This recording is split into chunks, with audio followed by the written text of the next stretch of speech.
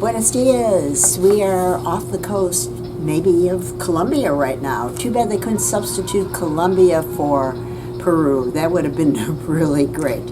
It's a day at sea, and I thought you might be interested in the nationalities on board the Nansen on this particular cruise. There is 1 Canadian, 4 Danish, 3 French, 19 German, 2 Italian, 28 Norwegian, 9 Swedish, 3 Swiss, 10 from the UK, and 10 from the US. How about that? A couple shout outs. Hi Leonard, hi Allison. Have either one of you been to South America? If so, hope you enjoyed it. Well, I just did the math. They told me there were 93 passengers. There are not. We have 89 to be exact. Out of the 400 to 500 that were supposed to be on board the Nansen. A bit of trivia. In both Panama and Ecuador, which will be our first country on the cruise, they use the American US dollar as their currency. Very strange.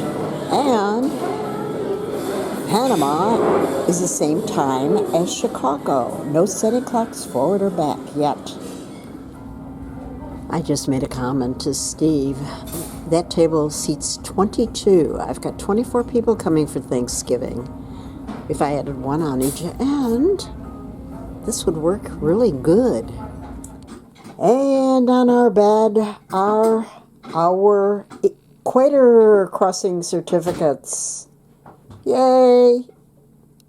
This is how we had to get back on the ship, because it's low tide. Major surprise.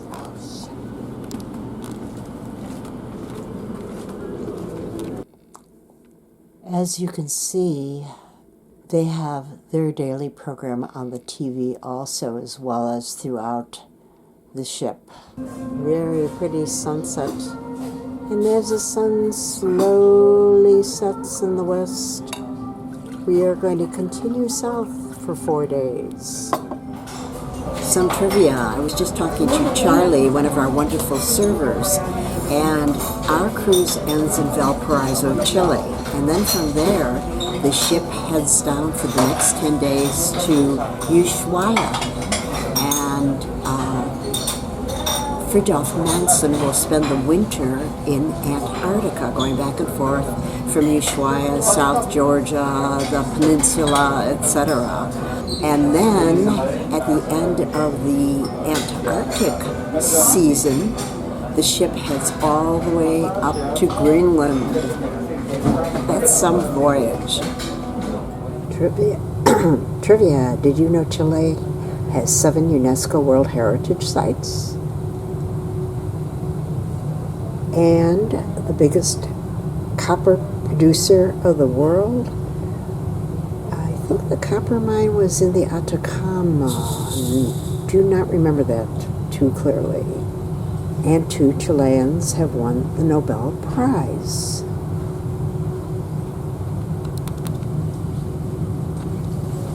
Easter Island is beyond incredible, and there are vids up on my channel. Well, it is time for Hindsight is 2020, and if you've been following along the series, you know where this is leading.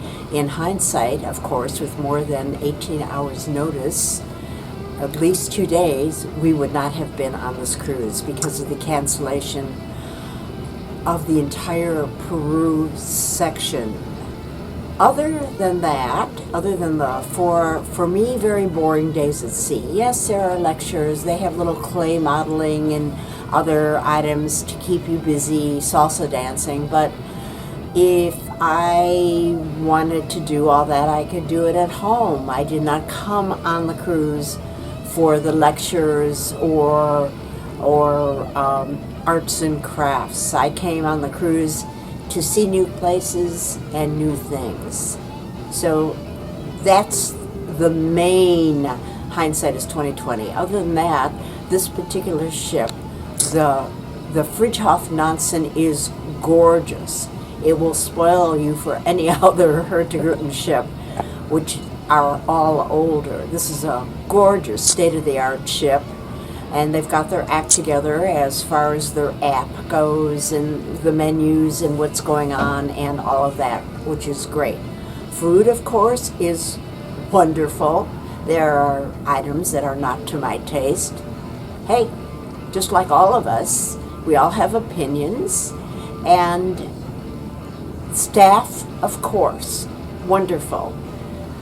They must give them a test. If you're not a wonderful, smiley person, do not work on a cruise ship. They are all wonderful. Let's talk about the ship's excursions. You have to remember, we are visiting some fairly obscure ports, which is really the point of travel. And you're not talking about the world's most amazing sights to see. However, Hurtigruten did the very best that they could do with what they have to work with. And they were interesting. There are little bits and pieces of every tour that's interesting. I particularly liked the geoglyphs and watching them weave hats, and there are a bunch of other small little standouts. However, I think the highlight of even just going ashore was the very, very friendly Ecuadorian people. They were so excited to meet or even see somebody other than an Ecuadorian. They've had very, very few cruise ships because of COVID. And they couldn't have been nicer. Everybody wanted to stop and talk and take pictures with us. The people of the various countries we visit are the highlights of travel. Getting to know you, getting to know all about you. But it's true, and for them to find out where we're, Stephen is not thrilled with my voice ever, and for them finding out where we're from, and for us, just a chance to talk and be accessible and friendly. Tomorrow is our last port, La Serena. The day after that is Valparaiso, where we disembark, and they're already starting the disembarkation routine. These little forms are all filled out with our passport numbers and everything on it. And when you leave the country, you hand these in at immigration.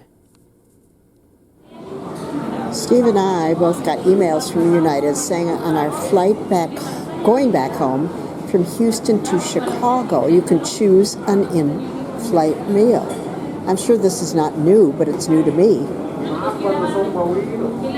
It says Belgian waffle with bourbon, banana, Foster sauce, and berries. Well, I know I'm going to have that. Steel cut oatmeal with apples, tomato, kale, baked egg white pastry with red pepper sauce, or gingerbread French toast with grilled peaches. Well, that is also interesting.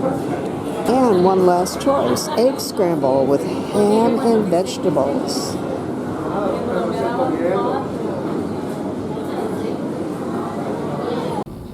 Once again, many thanks for all your views, comments, and subscriptions. I really enjoy reading the comments. I learned so much from you, and other viewers learn from you. So please keep the comments coming. In the meantime, our next stop is going to be Peru for 3 days. Fortunately, I had decided to visit Peru before I even knew that Peru was going to be eliminated from this itinerary. Steve and I were last there in 1995 when we did the Machu Picchu trek. Traveled Peru with a group, and it was right after the Shining Path, which was a guerrilla Maoist terrorist type group of people, and it was not safe for individuals to travel around by themselves. So everything you did was with a group. This time I'm looking forward to seeing more of Lima and just enjoying it.